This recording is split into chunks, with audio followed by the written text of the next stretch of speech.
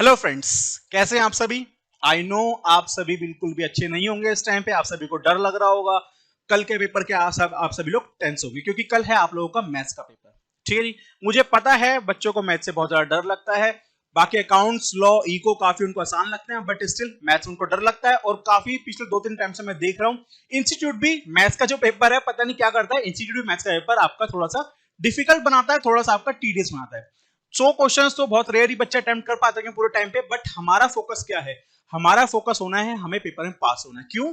क्योंकि एक फैक्ट है जी, यहाँ पे इंस्टीट्यूट कहता है भैया आपको फाउंडेशन क्लियर करने के लिए 200 नंबर चाहिए, पर पेपर 4 हैं आपके। ठीक है जी, पर इंस्टीट्यूट साथ में एक बात और कहता है कि आपको चारों पेपर में 40-40 नंबर लाना जरूरी है। कई बार ऐसा मैंने देखा स्टूडेंट्स के साथ, उनके 230 नंबर बन गए, 230 400 में से बन गए उनके पास, पर उनका किसी एक पेपर में 40 नंबर नहीं बन पाया, 36-37 रह गया। सो उनको पूरा का पूरा फाउंडेशन दोबारा अटेम्प्ट करना पड़ा। ठीक है जी, सो इसलिए 40 नंबर बनाना हमारे लिए बहुत ज्यादा जरूरी है मैथ्स के अंदर।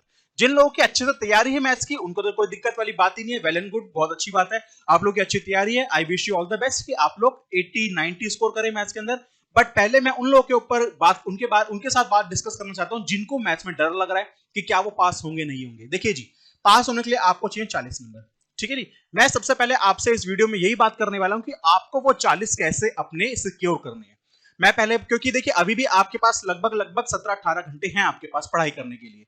जो चैप्टर मैं आपसे डिस्कस करने वाला हूं वो चैप्टर आप लोग पहले पढ़ भी चुके होंगे। थोड़ा सा अब आपको ये करना है कि आपको फोकस उसके ऊपर डाइवर्ट करना है अपना सारा का सारा, ताकि आपके कल पेपर में 40 स्कोर आसानी से हो जाए। तो पहले मैं आपसे डिस्कस करूंगा 40 स्कोर कैसे करें, किन चैप्टर के ऊपर फोकस करें।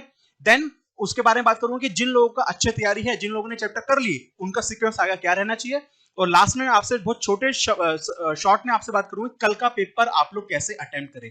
जब आप एग्जामिनेशन सेंटर में बैठे होंगे तो आपके दिमाग में क्या चलना चाहिए और कैसे आपको अपने आप को आगे के 2 घंटे, जब पेपर आपके सामने आएगा उसके बाद आपको 2 घंटे कैसे बितानी है। ठीक है जी, तो चलिए स्टार्ट करते हैं, बजाय टाइम को खराब करें, क्योंकि मुझे पता है आप सभी का टाइम इस टाइम बहुत सारा जरूरी है। सो देखिए, सबसे पहला हमारा एम है 40 मार्क्स का।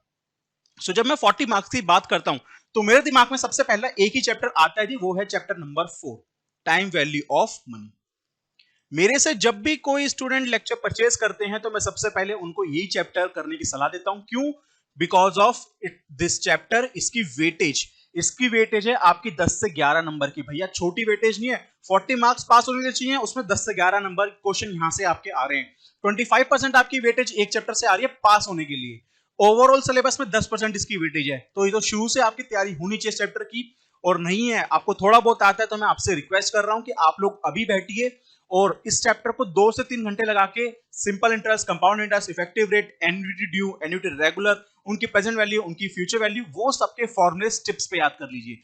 क्योंकि 10 से 11 क्वेश्चंस आपके आने वाले हैं। कुछ सिंपल इंटरेस्ट के आएंगे, कुछ कंपाउंड के आएंगे, कुछ इफेक्टिव रेट के, कुछ एन्युटी के। सो आपका यहाँ पे इस चैप्टर बहुत अच्छी कमांड होनी जरूरी है। आप लोग इसके ऊपर 2 से 3 घंटे डिवोट कीजिए और इसको इस तरह से तैयार कर लीजिए कि हाँ भैया, यहाँ पे मेरे 10 में से 8 या 9 नंबर मेरे पक्के हैं। ठीक है जी, ये करने के बाद नेक्स्ट क्या होगा जी आपका टारगेट, लॉजिकल रीजनिंग के 4 चैप्टर।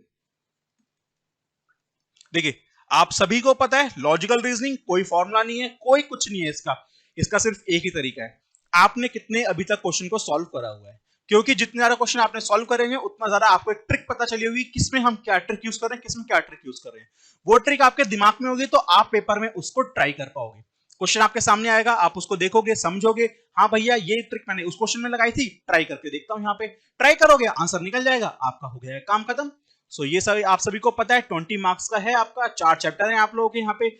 चारों चैप्टर को करने का सिर्फ एक ही तरीका है, फटाफट मॉड्यूल के क्वेश्चंस को देखिए। अगर आपने पहले रिवाइज आपने सॉल्व करे हैं सारे, तो जो डिफिकल्ट क्वेश्चंस थे आपको, जो आपसे उस टाइम पे सॉल्व नहीं हुए थे, सिर्फ उनको करके देखिए, मॉक टेस्ट को अटेम्प्ट कीजिए। इससे आपकी इन चैप्टर्स की रिवीजन हो जाएगी। बाकी लॉजिकल रीजनिंग में इसके अलावा और कोई फॉर्मुला तो होता नहीं है, तो क्या चीज पढ़े हम लोग। जिसको थोड़ा बहुत इंग्लिश में जो रिलेशंस होते हैं उनको समझने में दिक्कत होती है, तो एक आप लोग छोटा सा अपना फैमिली ट्री बना के उनको समझ सकते हैं। मेल को प्लस फीमेल को माइनस करके अपना ट्री बना के किस वर्ड का क्या मतलब है उसको समझ लीजिए। ठीक है जी, सो यहीं पे आप देखिए, सिर्फ और सिर्फ 5 चैप्टर करके ही आपका 30 मार्क्स का आपका पेपर तैयार हो रहा है आउट ऑफ 40। मतलब आपका 75 मार्क्स का आपका पेपर हो जाएगा जी यहाँ पे तैयार। ये आप मेरे हिसाब से 4 से 5 घंटे में आप ये सारा का सारा पोर्शन कवर कर सकते हैं अगर आप अभी लेके बैठे तो। एंड देन क्योंकि मैं 40 मार्क्स की पहले बात कर रहा हूं, तो सबसे पहले मैं उसी के बारे में बात कर रहा हूं। नेक्स्ट आपका टारगेट होगा chapter number 13 and chapter number 14 statistics का। 13 में क्या बात है जी, आपकी डिस्क्रिप्शन डेटा, जो डेटा है स्टैटिस्टिकल डिस्क्रिप्शन, उसके बारे में डेटा आ गया, ग्राफ्स आ गए, डिस्क्रीट डिस्ट्रीब्यूशन और आपका कॉन्टिन्यूअस डिस्ट्रीब्यूशन, ये थियोरेटिकल सारा का सारा आपका पार्ट है। इस चैप्टर में से जो क्वेश्चंस आते भी हैं वो भी मोस्टली आपके थियोरेटिकल होते हैं। सो आपका फोकस किस पे होगा, आपका फोकस होगा जी जो मेरे मॉड्यूल के एंड के क्वेश्चंस है मैं उसको देख लूं, मॉक टेस्ट में जो क्वेश्चन है उनको देख लूं। 14 में central tendency, mean median mode और आपका डिस्पर्जन, स्टैंडर्ड डेविएशन, आपका रेंज, क्वार्टाइल डेविएशन, ये सब चीजें आपकी। ध्यान रखिएगा एक चीज आप लोगों को बहुत ज्यादा ध्यान रखनी है, प्रॉपर्टीज गलती से भी छोड़ के मत जाए। कोई प्रॉपर्टी नहीं समझ में आना, याद कर लो भैया। कई बार पेपर में क्या होता है, सीधा सीधा लिखा जाता है, आपका अगर याद करा हुआ होगा ना, सीधे ट्रिक लगा दोगे वहां पे प्रॉपर्टी की अपनी, ठीक है। तो कोई भी चीज छोड़ के मत जाइएगा चैप्टर 13-14 में से। और अगर आपने ये कर लिया तो 10 से 12 आपके यहाँ पे तैयार हो गए। सो आप देख रहे हैं यहाँ पे, यहीं पे मैंने आपके 42 से 44 पे मैंने आपको यहाँ पे पहुंचा दिया। सो अगर आप ये पोर्शन भी अगर आप करके जाते हैं तो आप 42-45 नंबर का अपना पेपर तैयार कर पा रहे होंगे, अटेम्प्ट कर पा रहे होंगे, और उसमें से आप लोग 40 स्कोर कर सकते हैं अगर आपने अच्छी तैयारी करी है। थोड़ी बहुत क्वेश्चन नहीं समझ में आ रहे, कोई ट्रिक दे दी उन्होंने, आप लोग एटलीस्ट 35 क्वेश्चन यहां से आप लोग सिक्योर कर पाए। ये मैं आपको ऐसी एडवाइस, मतलब मैं चाहता हूं आप लोग यहाँ पे एटलीस्ट 35 क्वेश्चन इतने पोर्शन से करेक्ट करें, क्योंकि अगर नहीं कर पाएंगे तो पेपर क्लियर करना थोड़ा मुश्किल हो जाएगा। क्योंकि 35 यहाँ पे करेक्ट करेंगे तो हम जो बाकी के चैप्टर्स हैं वहां से हम लोग 5-10 क्वेश्चन और अटेम्प्ट करेंगे, ताकि हम 40, 42, 45 के आसपास हम लोग पहुंच जाए और हमारा मैथ्स का पेपर क्लियर हो जाए। आप लोग जो अटेम्प्ट करेंगे, ये भी अगर 40-44 में बोल रहा हूं यहाँ पे, तो जरूरी तो नहीं कि सारे के सारे क्वेश्चन अटेम्प्ट कर पाए। हर बार कुछ ना कुछ कोई नया क्वेश्चन मिल गया, नहीं अटेम्प्ट हो रहा, तो छोड़ना पड़ेगा ना हमें वहां पे। सो उसीलिए कह रहा हूं कि ये नहीं कर सकते कि हम लोग सिर्फ 44 पे ही जाके रुक सकते हैं कि इतना ही करके जाऊंगा और पास हो जाऊंगा, पॉसिबल ही नहीं है, ठीक है जी। तो थोड़ा सा एक्स्ट्रा भी आपको करना पड़ेगा। यहां से मैं अज्यूम कर रहा हूं आप लोग 35 आप यहाँ पे स्कोर कर सकते हो। एंड आई बिलीव कि चैप्टर 4 लॉजिकल रीजनिंग और चैप्टर 13-14 ये आपका मेरे हिसाब से 7 से 8 घंटे में आपका कंप्लीट हो जाना चाहिए। अगर आप इन चैप्टर को करके अपना 35 स्कोर कर रहे हो तो मुझे लगता है 10 घंटे बिताने भी इसमें कोई गलत चीज नहीं है, ठीक है जी। देन इसके बाद मैं आता हूं, आपको वो चैप्टर बता रहा हूं जिनको करके आप लोग अपना एश्योर हो सकते हैं कि हाँ भाई मेरा पेपर पास हो जाएगा। और वो चैप्टर हैं आपके, ऐसा कुछ इसमें मैं आपको कुछ अलग चीज नहीं बता रहा, चैप्टर 17 और 18। सो कोरिलेशन, रिग्रेशन वाला चैप्टर जो है आपका, and this is your index number. So अगर आप ये दोनों और कर लेते हैं चैप्टर 7 में, ठीक है जी, तो ऊपर ऑलमोस्ट मैंने आपको 42 के आसपास बताया। कोरिलेशन से आप लोग लीजिए 7 से 8 क्वेश्चन आपके यहां से आ गए, इंडेक्स नंबर से आपके 3 से 4 क्वेश्चन आ गए। सो यहीं पे आपका भैया हो गया 55 का क्वेश्चन, 52 के क्वेश्चंस आपके लगभग आपके यहाँ पे तैयार हो जाते हैं, ठीक है, समझ रहे हैं आप लोग बात। सो क्योंकि 10 हमने वहां पे देखा आपका, सॉरी मैंने यहाँ पे थोड़ा सा शायद आपका गलत एस्टिमेट कर दिया है, ये आपके लगभग हो जाएंगे आपके ये 55, 56 से लेके 58 के आसपास आपके यहाँ पे क्वेश्चंस आपके अटेम्प्ट हो जाएंगे आराम से। सो आप देख रहे हैं आपका 60% मैंने पेपर यहाँ पे आपको बता दिया, और 60 में से 40 आप लोग आसानी से स्कोर कर सकते हो। सिर्फ और सिर्फ कितने चैप्टर करके, 2 ये 2 ऊपर स्टैटिस्टिक्स 4 हो गए, 4 आपके लॉजिकल रीजनिंग है और 1 टाइम वैल्यू ऑफ मनी। तो 9 चैप्टर अगर आप लोग 18 में से 9 50% कोर्स करके जा रहे हैं, 60% आप अटेम्प्ट करेंगे, 40 नंबर आप लोग यहाँ पे आसानी से लेके आ सकते हैं। आ रही है जी आपको बात समझ में। एक चीज मैं आपको बार बार बोल रहा हूं कि प्रॉपर्टीज जो ये कोरिलेशन रिग्रेशन की है ना, देखिए कार्ल पियर्सन, रैंक कोरिलेशन या आपके जो रिग्रेशन इक्वेशंस है उनको एस्टिमेट करने के लिए मुझे नहीं लगता वो पूछेगा आपसे। 7-8 क्वेश्चन है, एक क्वेश्चन पूछ ले, छोड़ दो भैया, लंबा क्वेश्चन है, कोई दिक्कत नहीं, मैं अपना टाइम इसके ऊपर नहीं लगा सकता। मुझे किन के ऊपर टाइम लगाना है, जिनको मैं क्विकली सॉल्व कर सकूं, ठीक है जी। आप लोग जिन क्वेश्चन को फटाफट सॉल्व कर सको उनके ऊपर दिमाग लगाइए। सो अगर एक लंबा क्वेश्चन आ रहा है छोड़ दो, मुझे किसके ऊपर फोकस करना है, प्रॉपर्टीज के ऊपर, कि क्या मेरे प्रॉपर्टीज बेस्ड क्वेश्चन है, और जरूर आएंगे क्वेश्चन आपके वहां पे, ठीक है जी। आपने पढ़ा है दोनों आपका bxy और byx दोनों का प्रोडक्ट क्या होता है आपका, लेस देन इक्वल टू 1, क्योंकि वो इक्वल टू किसके होता है आपका, कोरिलेशन कोफिशिएंट की।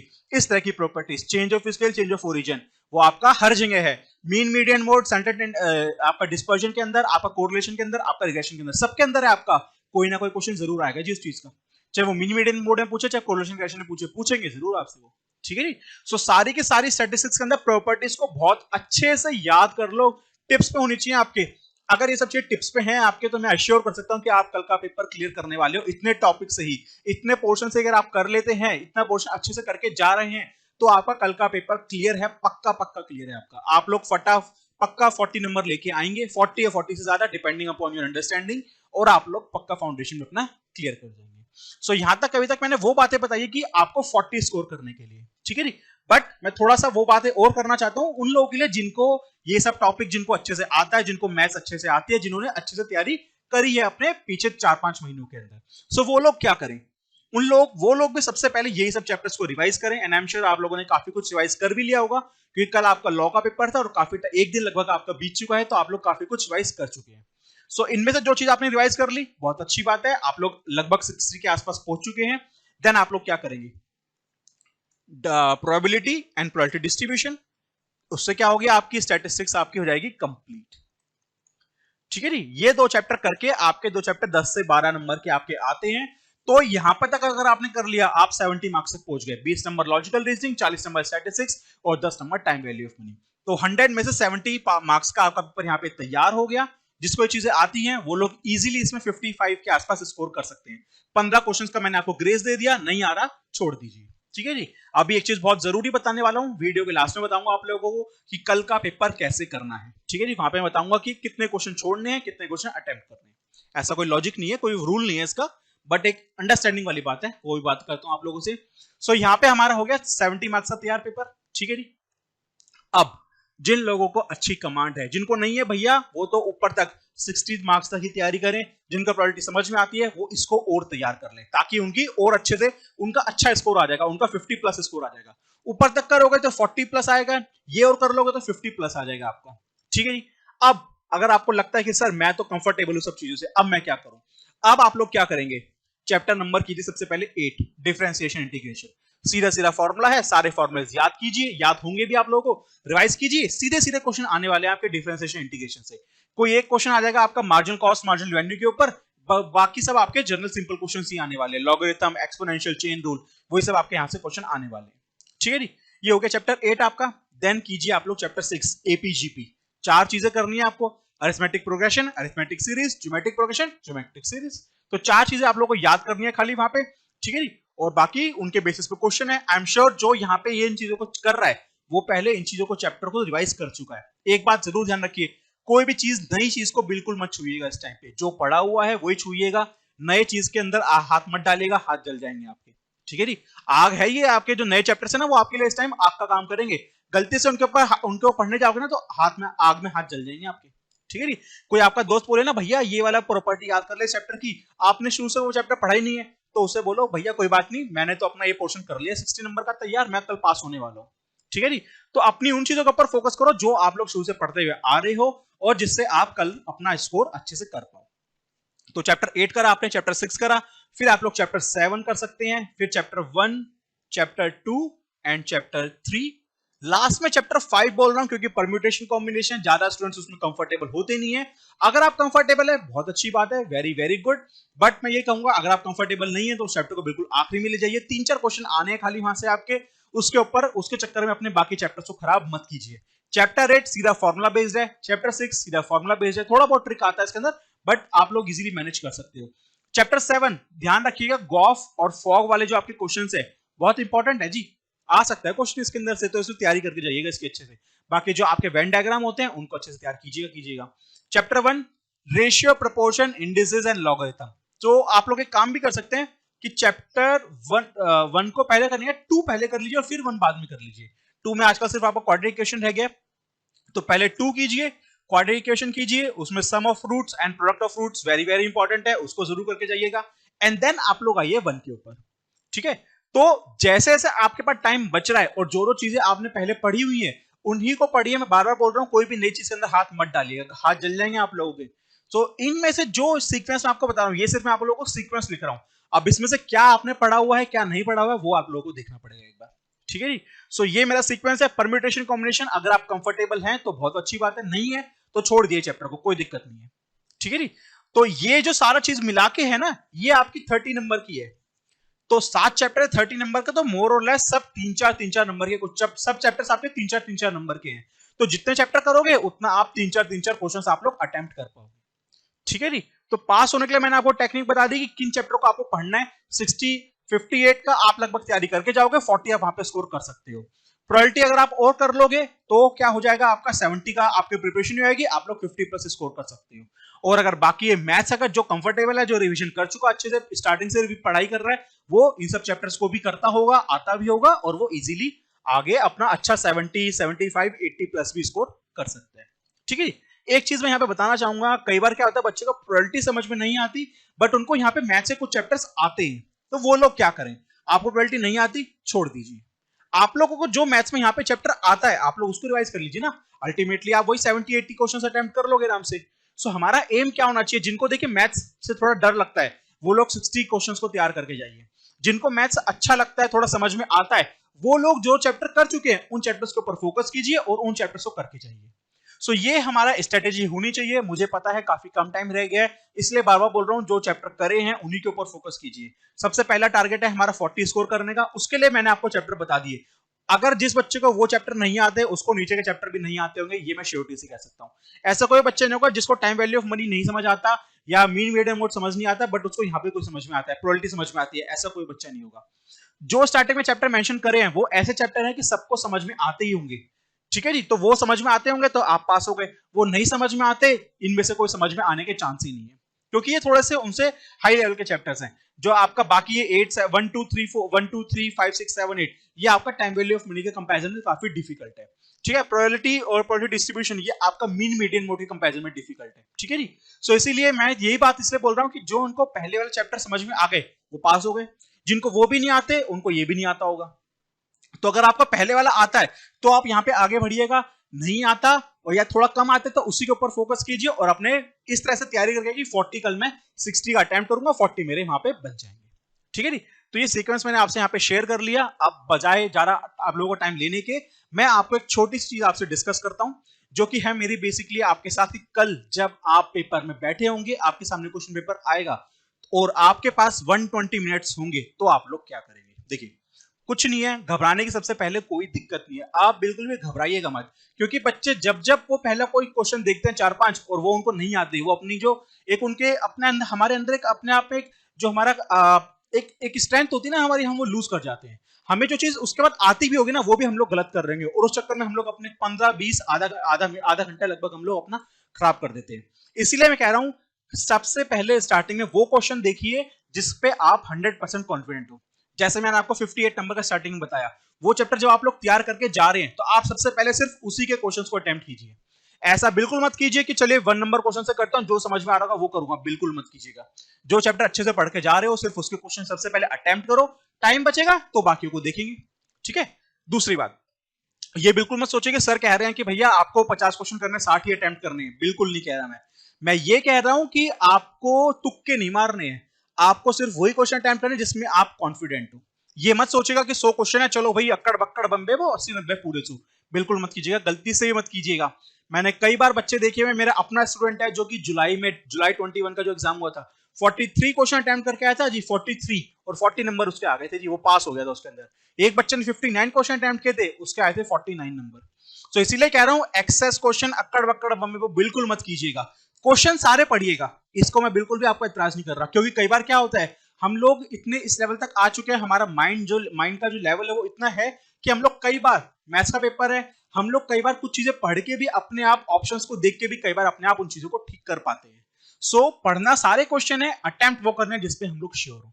आ गई जी बात समझ में, अटेम्प्ट वो करने जिनमें हम लोग श्योर हो, पढ़ने सारे क्वेश्चन है, ये गलती बिल्कुल मत कीजिएगा। कोशिश कीजिए सारे क्वेश्चन पढ़े एक बार एटलीस्ट, क्या पता कहीं पे कोई तुक्का चल जाए। तुक्के का मतलब अक्कड़ बक्कड़ बमे वाला तुक्का नहीं, तुक्के का मतलब है कि आप लोग कहीं पे कोई चीज आपको समझ में आ जाए, हाँ भाई ये तो शायद मेरे ख्याल से ऐसा था, कुछ था, तो आपका वो चीज क्लियर हो जाए। ठीक है जी, तो पढ़िए सारे क्वेश्चन, अटेम्प्ट वही कीजिए जितने आपको आते हैं, चाहे वो 60 ही क्वेश्चन क्यों ना हो, चाहे वो 50 ही क्यों ना हो। 50 भी करोगे, आते वाले करोगे तो आपके 45-46 आ जाएंगे, और 80 कर आओगे, 30 आपको आते नहीं थे, तुक्के मारे थे जी, अक्कड़ बक्कड़ बम में वो किया था, नेगेटिव मार्किंग वही फेल हो गई जी आप। सो इसीलिए एक चीज का ध्यान रखिएगा, सबसे पहले हमें कौन सा क्वेश्चन करने हैं जो हम लोग अच्छे से पढ़ के जा रहे हैं। दूसरी चीज, पेपर पढ़ना पूरा है हमें। ठीक है जी, तीसरी चीज, अटेम्प्ट वही करने जो हमें आते हैं, चाहे वो 50 क्वेश्चन ही क्यों ना हो। गलती से भी कोई आपको बोले ना, आपका दोस्त वगैरह बोले कि भैया मैं तो 70 क्वेश्चन करूंगा, 80 करूंगा, उसको आप खुद ही समझाना, भैया क्यों कर रहे हैं, नेगेटिव मार्किंग है ना पेपर में, जरूरी है जो तेरा ठीक है तो उसको भी उस पर नंबर कटवाएगा अपने, तो वो गलती बिल्कुल मत कीजिएगा। पढ़ो सारे, अटेम्प्ट वो करो जिसमें कॉन्फिडेंट हो, ठीक है जी। सो यहीं पे यही मेरी लास्ट टिप थी जो कि मैं आपको एग्जाम्स के लिए देना, एग्जाम जो कल आप सेंटर में बैठोगे उसके लिए देना चाहता था। 120 मिनट्स होंगे, बहुत चिल होके काम की पढ़ा पेपर दीजिएगा अपना, पेपर को आराम से पढ़िएगा, क्वेश्चन क्या कह रहा है, जल्दबाजी मत कीजिएगा, पहले क्वेश्चन को पढ़िए एक बार, दोबारा अगर आपको लगता है कि हाँ ये आपने पढ़ा हुआ क्वेश्चन, आपने क्वेश्चन एक बार पढ़ा, आपको लगता है हाँ भाई ये तो मैंने पढ़ा हुआ है, मैं अटेम्प्ट कर लूंगा, एक बार दोबारा पढ़ो उसको। कई बार क्या होता है क्वेश्चन में छोटी छोटी ट्रिक्स होती हैं, दोबारा पढ़ोगे वो ट्रिक मिल गई, अपना आंसर फाइंड आउट करो जयराम जी की, ठीक है जी। सो इसीलिए मैं कह रहा हूं आपको क्वेश्चन को पूरा पेपर पढ़ना जरूर, अटेम्प्ट वही करना जो आते हो, और एक क्वेश्चन को आंसर करने से पहले एटलीस्ट 2 बार जरूर पढ़ना, और अटेम्प्ट उतने करना जितने आते हो, चाहे वो 50 ही क्यों ना हो, बार बार बोल रहा हूं इस बात को मैं, ठीक है जी। सो इसी के साथ ये मैं वीडियो आपकी एंड करता हूं, ज्यादा टाइम आपका लेना नहीं चाहता मैं इसके अंदर, काफी कुछ मैंने आपसे डिस्कस कर लिया, and all the best, very best, chill होके अच्छे से आराम से पेपर कीजिए, जितना बताया है 40 मार्क्स लाने के लिए उनको अच्छे से पढ़ के जाइए, I hope, I am sure कि आप लोग अच्छे से अपना 40 मार्क्स को स्कोर कर लेंगे and you will enter into inter, ठीक है जी। So all the very best, do well, thank you very much.